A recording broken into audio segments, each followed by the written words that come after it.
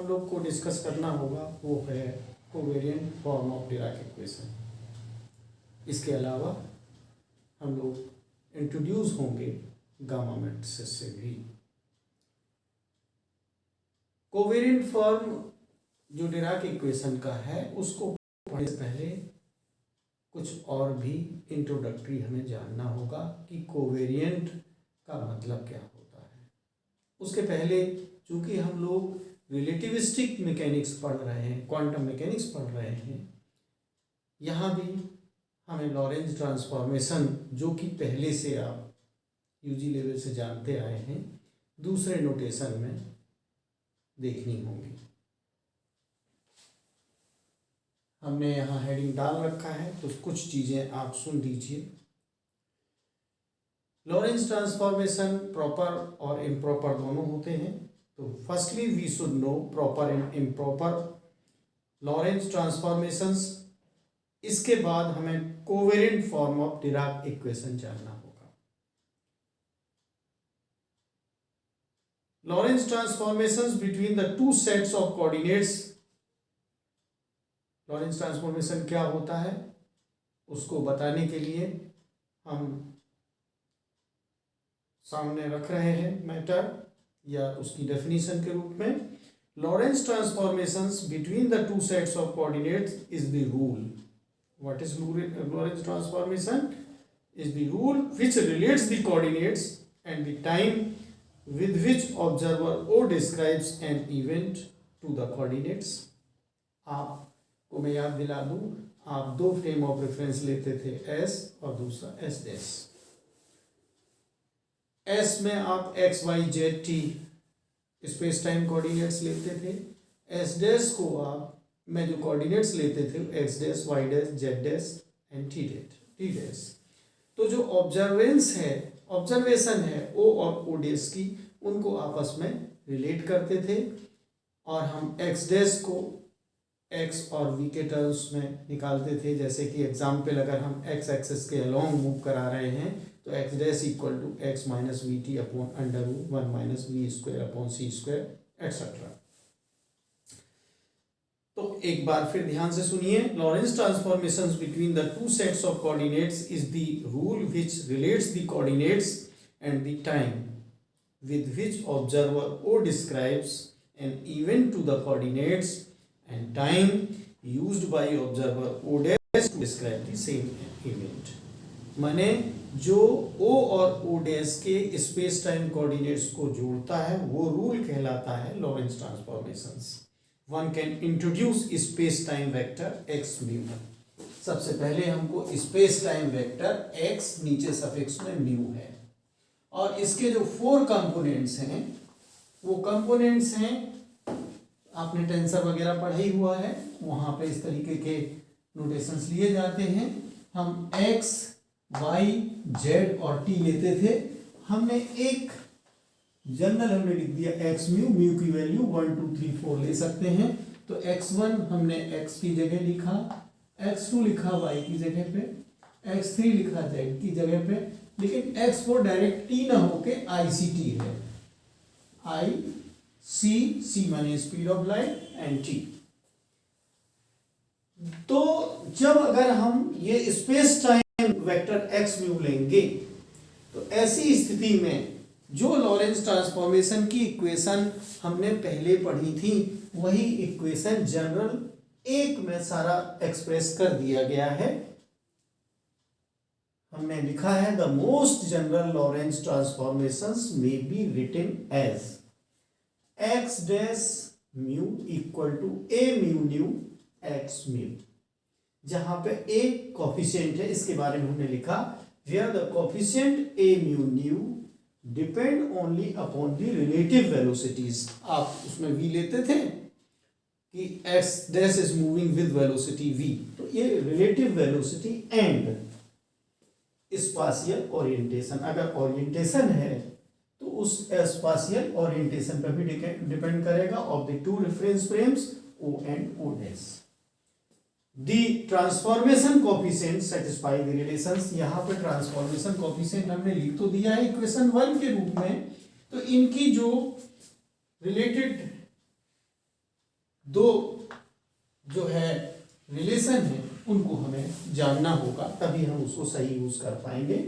इन्होंने पहला बताया है कि A mu nu, A mu lambda, mu nu lambda तीन हमने लिए हैं, equal to A mu nu, A mu lambda equal to delta mu lambda. Delta का मतलब आप जानते हो कि जब म्यू इक्वल टू न्यू होने पे क्या होता है और mu not nu equal to होने पे क्या होता है, मैं बार बार रिवाइज नहीं करूंगा। साथ ही हमने लिखा a inverse mu nu equal to a nu mu के बराबर होता है, ये रिलेशन 2 कहलाएगा। नेक्स्ट है हेंस, माने अगर आपने ये यूज किया है x mu equal to a inverse mu nu भी होता है इनटू एक्स डैश न्यू, यानी एक्स म्यू को एक्स न्यू में कन्वर्ट करना। इसके अलावा x dash nu equal to a nu nu x dash nu dash, इस तरीके से हम लिख सकते हैं, राइट। यहाँ पे सॉरी ये एक्स म्यू को हम ये भी लिख सकते हैं, ये भी लिख सकते हैं। जो ए इनवर्स म्यू न्यू लिखा है वो ए न्यू म्यू में कन्वर्ट कर दिया और इस तरीके से एक्स म्यू और एक्स डैश म्यू के बीच में रिलेशन आ गया।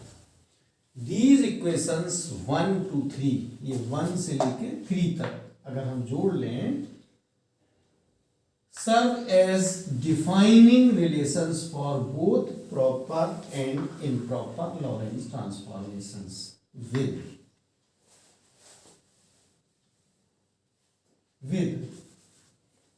ये जो a डिटर्मिनेंट के रूप में लिखा है, अगर 1 है तो प्रॉपर ट्रांसफॉर्मेशन है, ए डिटर्मिनेंट की वैल्यू -1 है तो इम्प्रॉपर ट्रांसफॉर्मेशन है। कुछ बातें और देख लीजिए, चूंकि हमने इसमें समय बचाने के लिए लिखा नहीं है, मैं सुनाता हूं जो हमने नोट्स में लिख के तैयार किया है।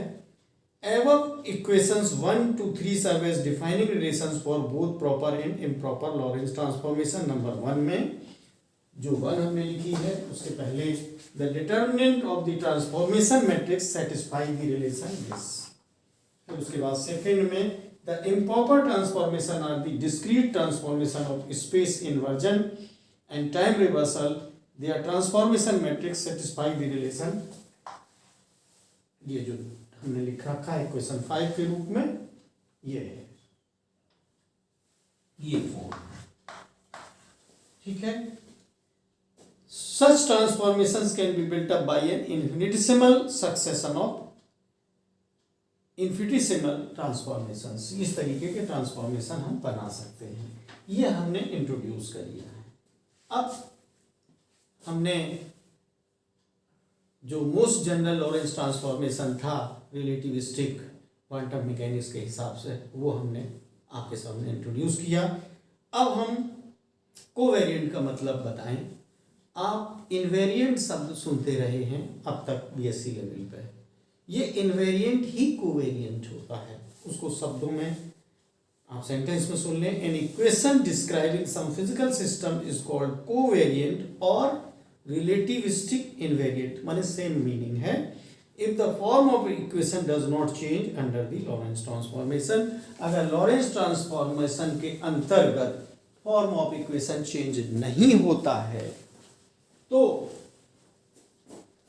वो रिलेटिविस्टिकली इनवेरिएंट या कोवेरिएंट कहलाएगा। अब वी हैव दी, अब सीधे डिराक इक्वेशन का कोवेरिएंट फॉर्म हम लोग अचीव करने जा रहे हैं।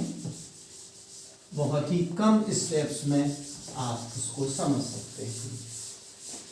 मैं इक्वेशन लिखने जा रहा हूं जो कि आपने ऑलरेडी पहले पढ़ रखा है, उसी से हम ये वाली नॉलेज यूज करके अचीव करेंगे या ऑब्टेन करेंगे। तो we have the Dirac equation as, Dirac equation आपकी चिरपरिचित है। हम लेफ्ट हैंड साइड को राइट हैंड साइड में और राइट हैंड साइड को लेफ्ट हैंड साइड में पहले लिखेंगे। आई एच क्रॉस डिवर साई अपॉन डिवर टी, माने ई साई हमने लेफ्ट हैंड साइड में लिखा है, minus I H equal to minus I H cross C alpha X डिवर साई अपॉन डिवर एक्स प्लस अल्फा वाई डिवर साई अपॉन डिवर वाई प्लस अल्फा जेड डिवर साई अपॉन डिवर Z plus beta M C square Sai.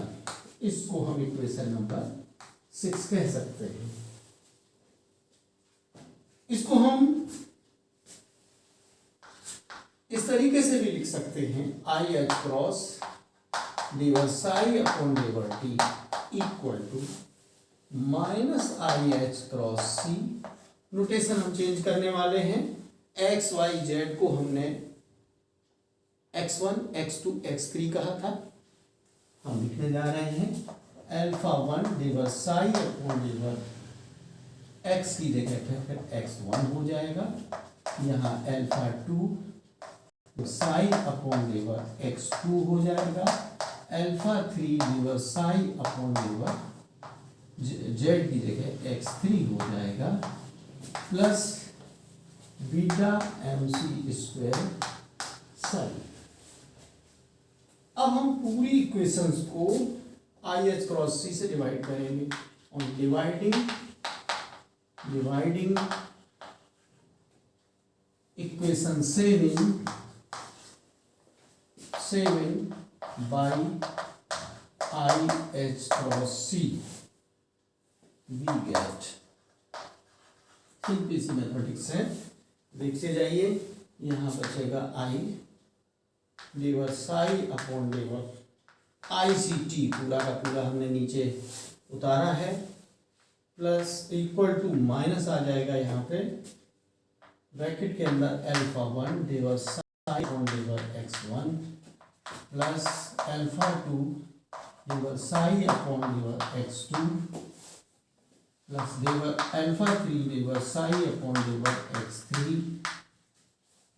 Plus beta M C square upon I beta M C square upon I H cross C आ जाएगा into Sai. इस तरीके से ये copy होके आ रही है।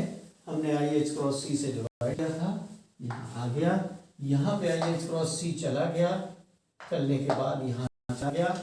इसमें आई से हमने मल्टीप्लाई डिवाइड करके आई स्क्वायर माइनस 1 करके ये रूप हमने प्राप्त किया है। अब मल्टीप्लाइंग इट, यही जो इक्वेशन है, बहुत छोटी सी मैथमेटिक्स इसमें करनी है, बहुत सिंपल टॉपिक है। नाउ मल्टीप्लाइंग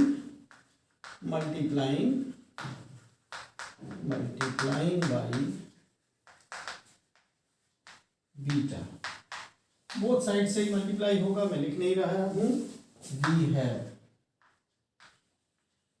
अब ये इक्वेशन इस रूप में होगी, आई बीटा डिवर psi upon I C T को हमने x4 लिख दिया है, जैसा कि हम पहले इक्वेशन जान चुके थे, equal to minus beta alpha 1 डिवर साई अपॉन डिवर x1 with in bracket plus beta alpha 2 डिवर साई अपॉन डिवर x2 प्लस बीटा अल्फा 3 डिवर साई अपॉन डिवर x3 plus M C upon C से स्क्वायर चला जाएगा और आई एच क्रॉस साई, और बीटा से हमने डिवाइड कर दिया इसलिए बीटा भी चला गया।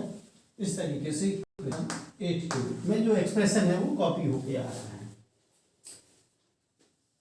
अब यहाँ पे हमारा काम काफी हद तक आसान हो चुका है।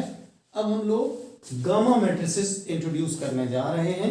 अभी नाम नहीं लिख रहे हैं, लिख दिया सीधा। Now introducing new matrices gamma mu. Now introducing new gamma mu matrices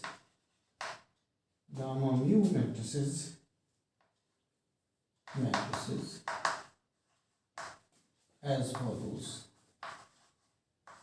इसको थोड़ा सा गामा मैट्रिसेस के बारे में जान लेंगे, तब इसी इक्वेशन में हम सब्स्टिट्यूट कर देंगे। जब हम सब्स्टिट्यूट कर देंगे हमको covariant form of Dirac equation मिल जाएगा। मैं ऊपर से मिटा रहा हूँ। गामा मैट्रिसेस जो हम इंट्रोड्यूस कर रहे हैं उसके बारे में थोड़ा सा जान लें कि कैसे हमारी गामा मैट्रिसेस निकलेंगी। कैसे? गामा के equal to minus I beta alpha के, इससे डिफाइन होगी, जहां पे के इक्वल टू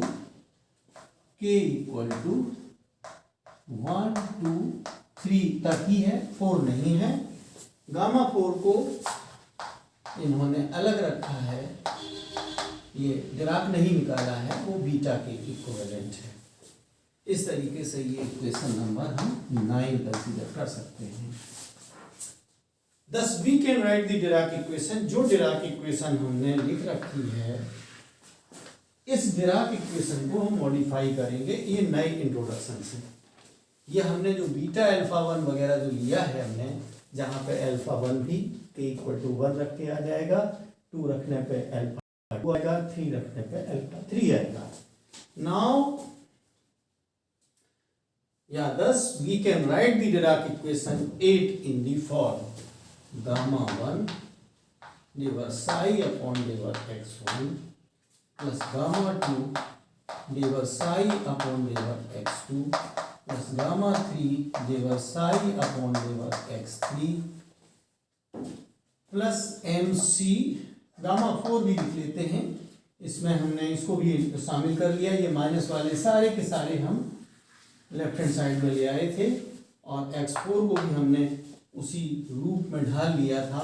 तो gamma 4 divide psi upon divide x4 एक ही फैशन में x1 x2 x3 x4 लिख चुके हैं, और प्लस ये लास्ट जो था वो ऐसा हमने लिख लिया mc upon I x cross Sai.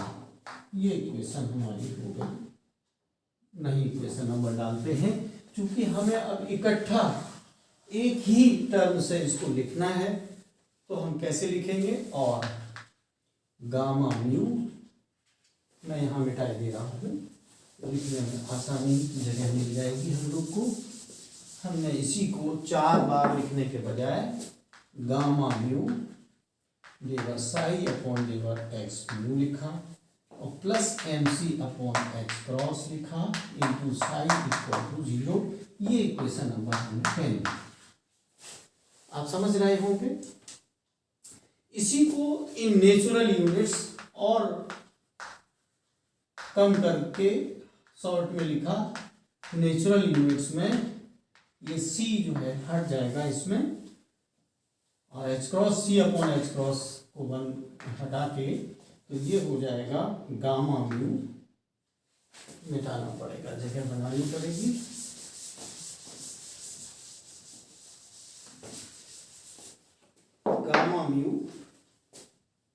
Gamma mu divide psi upon divide x mu plus m psi equal to 0। ये इक्वेशन नंबर हमने 11 कह दी है। या और सिंपल फॉर्म में हम लिख सकते हैं gamma mu delta mu plus m और बाहर साई इक्वल टू 0। ये जो इक्वेशन 10 और 11 हमने लिखी है, सॉरी 11 और 12, इसको भी आप covalent form of Dirac equation कह सकते हो। बहुत शॉर्ट में लिखना है तो ये जो है ये 12 ज़्यादातर कही जाती है। इक्वेशन 11 और 12 is the covalent form of Dirac equation. इस तरीके से हमने अचीव कर ली है। रिवाइज करने की ज़रूरत नहीं है, आप वीडियो में रिवाइज करके हमारी बातें सुन सकते हैं। कैसे निकाली है, केवल इतनी समरी आप सुन लीजिए कि सबसे पहले हमने प्रॉपर और इम्प्रॉपर लॉरेंस ट्रांसफॉर्मेशन कोफिशिएंट्स ए म्यू न्यू इंट्रोड्यूस करके, और जो वेक्टर एक नया हमने इंट्रोड्यूस करा था एक्स म्यू, जिसमें म्यू इक्वल टू 1 2 3 है, और इसकी जो वैल्यूज हैं x1 x2 x3 x4, x1 हमारा x है, जो x एक्सिस है उसको x1 कहा, y एक्सिस को x2 कह दिया, z एक्सिस को x3 कह दिया, और जो टाइम एक्सिस इमेजिन करते हैं हम, उसको इन्होंने ICT ले लिया, जिसको एक्स4 कहा है, और इस तरीके से हमने अचीव कर ली है डिराक इक्वेशन। अब हम लोग जो प्रॉपर्टीज हैं गामा मैट्रिसेस को हमने इंट्रोड्यूस तो कर दिया, अब finally properties of gamma matrices और कर लेते हैं। बस यहीं पे हमारा आज का लेक्चर कंप्लीट होगा। प्रॉपर्टीज ऑफ गामा मैट्रिसेस, इनको हम पॉइंट वाइज समझाएंगे तो बहुत आसानी के साथ आप समझ सकते हैं। अब अगर हम ने गामा को इंट्रोड्यूस तो कर दिया है, उसके पहले आप अल्फा और बीटा मैट्रिसेस को ऑलरेडी पढ़ चुके हैं, और हमने जो डिफाइन करी है in terms of alpha and beta ही गामा मैट्रिसेस को डिफाइन किया है। तो एक्चुअल प्रैक्टिस में गामा मैट्रिसेस क्या है उसको जानना है। Using the definition of alpha and beta matrices, the explicit form of Dirac's gamma matrices can be obtained as, जैसा कि हमने कहा गामा के equal to minus I beta alpha के। तो सबसे पहले हम निकाल सकते हैं इसका सही रूप, माइनस आई बीटा की वैल्यू लिखेंगे मैट्रिक्स के फॉर्म I0 0 माइनस आई, ये हो गया हमारा बीटा, आई लिखा। अब अल्फा के और लिखना है, ये सिग्मा के रूप में है, तो 0 माइनस आई सिग्मा के एंड 0। इसी तरीके से गामा 4 को हमने जो डिफाइन किया है वो बीटा के इक्विवेलेंट है, जो कि I0 0 माइनस आई। इस तरीके से ये बीटा मैट्रिसेस ही गामा 4 होगी। वेयर सिग्मा के जो हमने यूज किया है वो भी आप ऑलरेडी, अगर पहले आपने हमारे वीडियो लेक्चर अटेंड करे हैं तो आप समझ सकते हैं कि सिग्मा के जहाँ पे k इक्वल टू 1 2 3 हमने डिफाइन किया था, ये जो है पहले से आप जानते हैं पॉली स्पिन मैट्रिसेस हैं, पॉली स्पिन मैट्रिसेस। अगर हम पॉली स्पिन मैट्रिसेस को प्रॉपरली इंट्रोड्यूस करेंगे तो हम गामा 1 गामा 2 गामा 3 सभी को प्रॉपरली जान पाएंगे। 10 गामा 1 इक्वल टू जो होगी 0 माइनस आई सिग्मा 1 आई सिग्मा 1 0। इसी तरीके से गामा 2 भी हम अचीव करेंगे, उसमें सिर्फ कुछ नहीं करना है, 0 जहाँ सिग्मा 1 है माइनस आई सिग्मा 2 आई सिग्मा 2 0। इसी तरीके से गामा 3 जो होगी वो होगी 0 माइनस आई सिग्मा 3 आई सिग्मा 3। रटना भी आसान है, जब आप प्रैक्टिस करेंगे तो रट भी लेंगे आसानी से समझने के साथ साथ। ये हमने गामा 1 गामा 2 गामा 3 और गामा 4 को ऑलरेडी हमने सिंपलेस्ट फॉर्म में जान ही रखा है, तो उसको लिखने की जरूरत नहीं है। अब इनकी प्रॉपर्टीज देखते हैं। पहला पॉइंट है, these matrices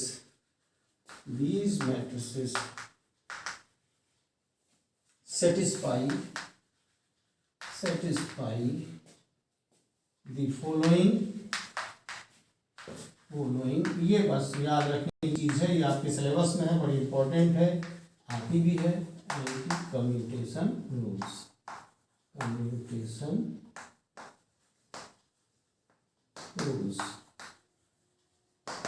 पहला है gamma mu plus gamma nu equal to 2 delta mu nu. ये पहली प्रॉपर्टी ध्यान रखेंगे, जहां पे पहले से आप ऑलरेडी जानते हैं डेल्टा म्यू न्यू कब 0 आता है, 0 कब आता है, when mu not equal to mu. और जब हम delta mu nu equal to 1 भी आता है, when mu equal to a. ये चीज पहले से आप जानते हैं। एग्जाम्पल के तौर पे हम एग्जाम्पल लेना चाहते हैं, एक एग्जाम्पल भी दे दिया जाए। हम क्यों एक एक डिफाइन करें, एक रिलेशन ही प्रूव कर देते हैं, gamma 1 gamma 2 plus gamma 2 gamma 1। इसको हम सॉल्व करें तो ये हो जाएगा 0 माइनस आई सिग्मा 1 आई सिग्मा 1 0। अब गामा 2 लिखेंगे 0 माइनस आई सिग्मा 2 आई सिग्मा 2 0 प्लस 0 माइनस आई सिग्मा 2 आई सिग्मा 2 0, यहाँ पे 0 माइनस आई सिग्मा 1 आई सिग्मा 1 0। अब इसको जब आप सॉल्व करेंगे, दोनों को सॉल्व करेंगे, मैट्रिक्स को सॉल्व करना आपको आता ही है। Sigma 1 sigma 2 plus sigma 2 sigma 1 यहाँ आएगा, यहाँ 0 आएगा, यहाँ भी 0 आएगा, यहाँ sigma 1 sigma 2 plus sigma 2 sigma 1 आएगा। जब और उसको फर्दर सॉल्व करेंगे तो 0 आ जाएगा। तो इसका मतलब है gamma mu new gamma new new new new new new 2 आएगा। अब इसमें देखिए, क्योंकि दोनों इक्वल नहीं है, नॉट इक्वल टू है, तो ये देखिए 0 निकल रहा है, यहाँ 0 आप पा रहे हैं। ये जो पहली प्रॉपर्टी है ये प्रूव होती है। अब इसके बाद हम लोग एक और छोटी सी इक्विवेलेंट लेके भी करते हैं। इसकी वैल्यू क्या आएगी ये हम लोग करके देख सकते हैं। इसमें हम ये लेते हैं, ये ए पार्ट में हमने क्वेश्चन किया, बी पार्ट में हम ले लेते हैं गामा 4 प्लस गामा 4 इसमें म्यू इक्वल टू न्यू है, इक्वल टू ये 2 गामा 4 हो जाएगा। और इसी को हम 2 बीटा स्क्वायर लिख सकते हैं। बीटा मैट्रिक्स है, इसकी वैल्यू 1 आनी है, तो इसका आंसर 2 आया। तो इस तरीके से हम इसको प्रूव कर सकते हैं गामा 4 प्लस गामा 4 ये क्वेश्चन के रूप में है, ये सॉल्यूशन के रूप में है। अब हम एक दूसरी प्रॉपर्टी से भी परिचित हैं आप, फ्रॉम इक्वेशन 1, जो भी हमने शुरू में पढ़ी है, लिखी है प्रॉपर्टी के रूप में। It is very clear that gamma 1 square की वैल्यू जो आएगी वो गामा 2 स्क्वायर के इक्वल आएगी, इक्वल टू गामा 3 स्क्वायर आएगी, इक्वल टू गामा 4 स्क्वायर आएगी, इक्वल टू 1 आएगी। जैसा कि आपने ऑलरेडी पढ़ा है, alpha x square equal to alpha beta square plus alpha z square equal to beta square equal to 1। जो गामा मैट्रिसेस आज हम लोगों ने इंट्रोड्यूस किए हैं, उनके स्क्वायर भी आपस में इक्वल होते हैं और इक्वल टू 1 होते हैं। ये प्रॉपर्टी 2 हो गई।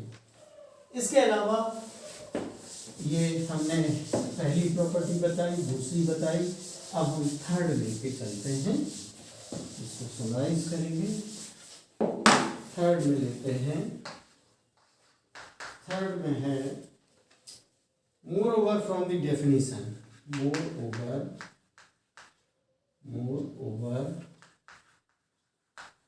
from the definition, जो हमने डिफाइन किया था गामा मैट्रिसेस को, each of gamma mu's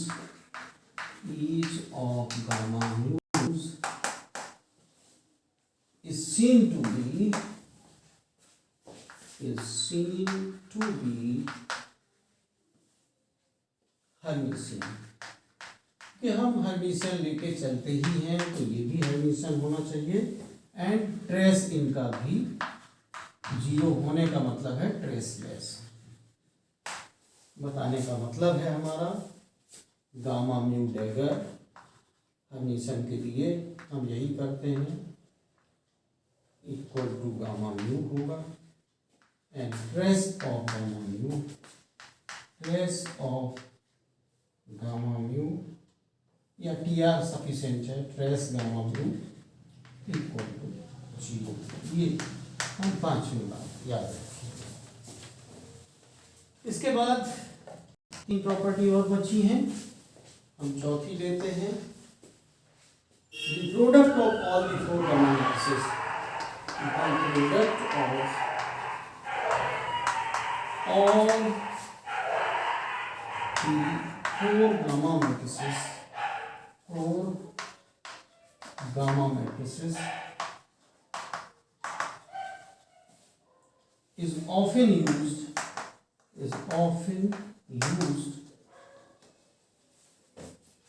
in the theory।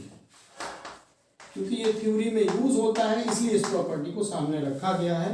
And we give it special symbol, and we give it a, we क्या मतलब डिराक नहीं दिया था स्पेशल सिंबल, तो हम लोग भी दे रहे हैं स्पेशल सिंबल। क्लियर? तो जो गामा 1, गामा 2, गामा 3, गामा 4 इन चारों का मल्टीप्लिकेशन से डिफाइन कर देते हैं मैट्रिक्स गामा 5।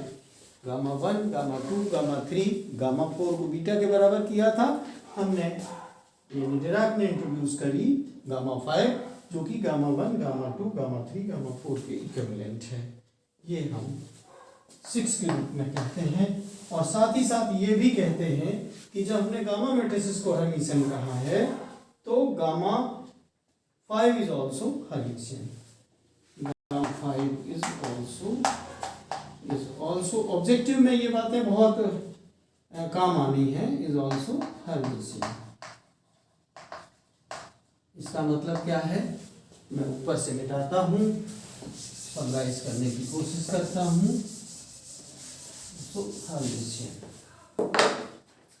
इसका मतलब है गामा 5 डैगर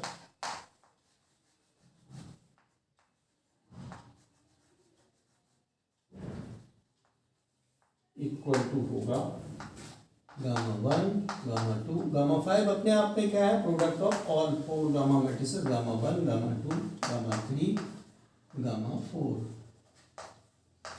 का मल्टीप्लिकेशन है।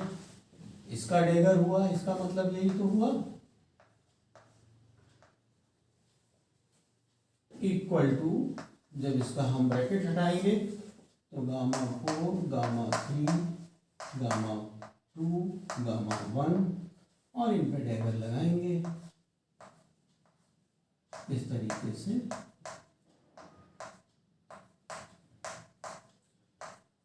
ये स्थिति गामा 1 इक्वल टू डेगर से कन्वर्ट होके गामा 4, गामा 3, गामा 2, गामा 1 लिख सकते हैं, equal to gamma 1, gamma 2, gamma 3, gamma 4 भी लिख सकते हैं, इक्वल टू गामा 5 भी लिख सकते हैं। यानी कि gamma dagger equal to gamma 5 dagger equal to gamma 5, इस तरीके से। इसके बाद हम नेक्स्ट लेते हैं, ये कौन सी थी, फिफ्थ को हम आगे करते हैं। गामा 5 एंटी कम्यूट्स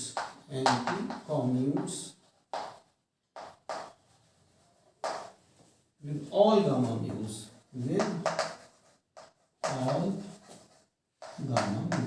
दूसरी जो गामा म्यू है, गामा 1, गामा 2, गामा 3, गामा 4, इनके साथ भी ये कम्यूट करती हैं। एग्जाम्पल के तौर पे देखने के बजाय हम गामा म्यू के साथ एक जनरल वे में लिख देते हैं, gamma 5 gamma mu equal to gamma mu gamma 5 equal to 0, जहाँ पे म्यू इक्वल टू 1, 2, 3, 4 ले सकते हैं। ये एक हो जाएगी, इसके पहले वाली से नहीं थी। लास्ट में जो 6th है उसको करते हैं और यहीं पे हम लोग अपनी बात खत्म करेंगे। जो हमारा प्लान था covariant form of Dirac delta function और गामा मैट्रिसेस को इंट्रोड्यूस करना और उनकी प्रॉपर्टीज के साथ उसको डिस्कस करना, वो कंप्लीट हो जाएगा। जो सिक्स्थ है, it can easily be seen, it can easily be seen,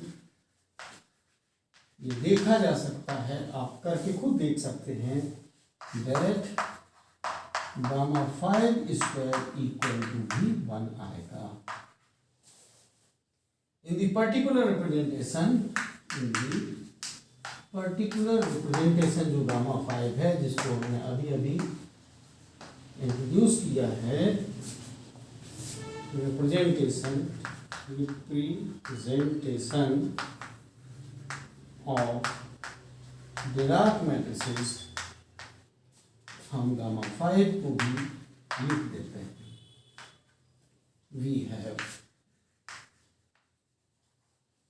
gamma 5 equal to, इसको भी आप ऑब्जेक्टिव पॉइंट ऑफ व्यू से भी रख सकते हैं, और अगर एग्जाम में आता है तो ये गामा मैट्रिसेस पे जो क्वेश्चन आता है कि what are gamma matrices and discuss its properties, तो प्रॉपर्टीज में ये सब बताते हुए आपको करना पड़ेगा। 0 माइनस आई इस तरीके से कर सकते हैं। तो इस तरीके से हमने आपको प्रॉपर इम्प्रॉपर लॉरेंस ट्रांसफॉर्मेशन से स्टार्ट करते हुए कोवेरिएंट का मीनिंग समझाया, जो कि मैं फिर आपको याद दिला दूं, रिलेटिविस्टिक इनवेरिएंट इज कोवेरिएंट। और उसके बाद हमने जो डिराक इक्वेशन थी, जो हमने ऑलरेडी पहले से अचीव करी हुई थी, alpha X, alpha Y, alpha Z के टर्म्स में, उसको इंट्रोड्यूस किया। इसके अलावा एक स्पेशल वेक्टर जो डिराक महोदय ने इंट्रोड्यूस किया था म्यू के टर्म्स में, जिसको हमने वैल्यूज जो है जो ली थी हमने रिप्रेजेंटेशन में, एक्स म्यू को x1, x2, x3, x4 लिया था, जिसमें 1 2 3 मैंने हमारी जो एक्सिस थी x y z, उनको हमने x1, x2, x3 रिप्रेजेंट किया है, और जो टाइम एक्सिस थी x4, उसको ICT से रिप्रेजेंट किया है।